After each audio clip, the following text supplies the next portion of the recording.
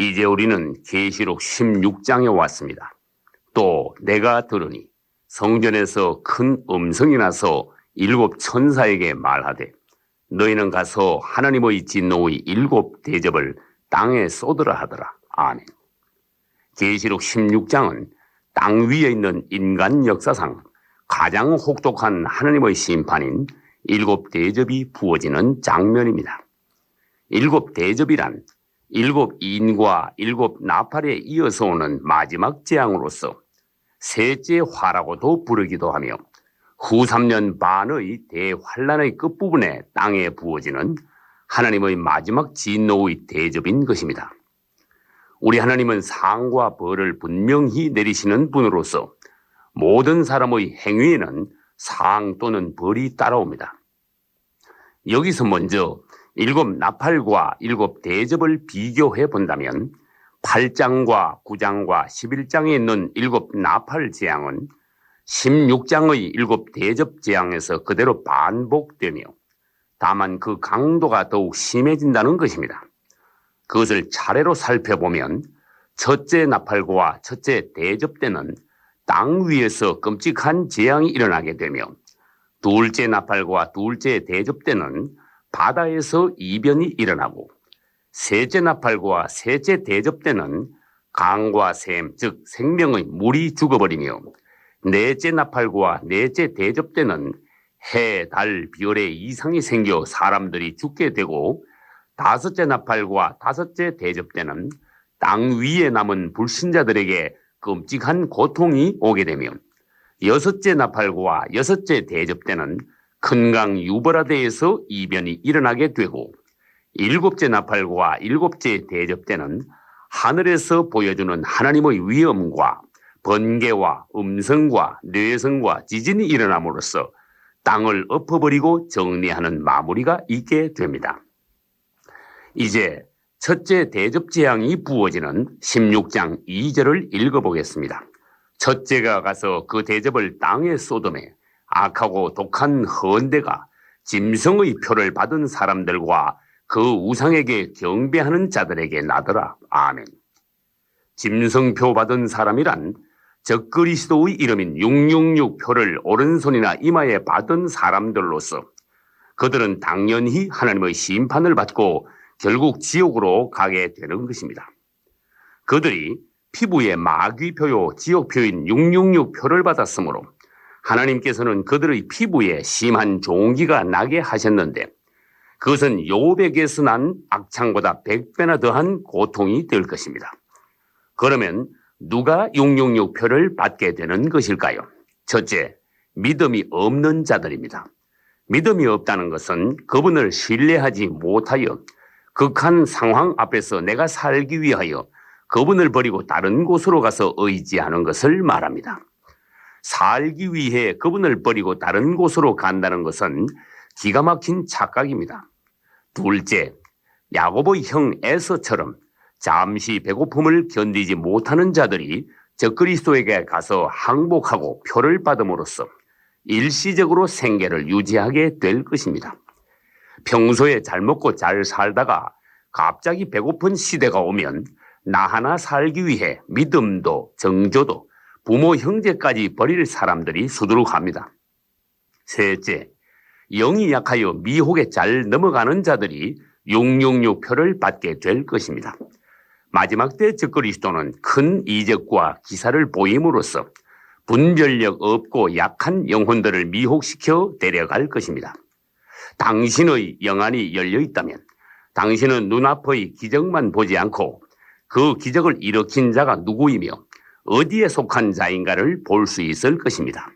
넷째, 매사에 진실하지 못하고 중심이 견고하지 못한 자들은 마지막 환란 때 가서 주님을 배반하고 적그리스도에게로 가버릴 것입니다. 끝까지 견디는 자는 구원을 얻으리라. 아멘. 계시록에는 불신자들과 짐승의 표 받은 자들이 받을 12가지 재앙이 있습니다. 1. 전쟁으로 인한 재앙. 2. 큰 흉년으로 인한 재앙. 3. 피 섞인 우박의 재앙. 4. 하늘에서 내려오는 불로 인한 재앙. 5. 바다의 변화로 인한 재앙. 6. 강과 샘의 오염으로 인한 재앙. 7. 흑암의 재앙. 8. 황충의 재앙. 9. 여러 가지 질병의 재앙. 10. 태양열로 인한 재앙. 11. 지진으로 인한 재앙. 12. 영원한 유황불이 타는 지옥의 재앙 등입니다. 다음은 둘째 대접이 부어지는 16장 3절을 보겠습니다. 둘째가 그 대접을 바다에 쏟음에 바다가 곧 죽은 자의 피같이 되니 바다 가운데 모든 생물이 죽더라. 아멘. 계시록 8장 8, 9절에서 둘째 나팔이 불려워질 때는 바다의 생물 3분의 1이 죽고 배 3분의 1이 깨어졌지만 이제 둘째 대접이 바다에 부어질 때는 바다가 피같이 변하고 모든 바다 생물이 죽어버립니다. 이것은 모세 때 애굽에 내린 첫 번째 재앙과 흡사한 것으로서 바다의 심판은 곧 세상의 심판을 의미하며 물이 피가 된다는 것은 이 땅의 생명이 곧 사망으로 바뀌게 된다는 것입니다.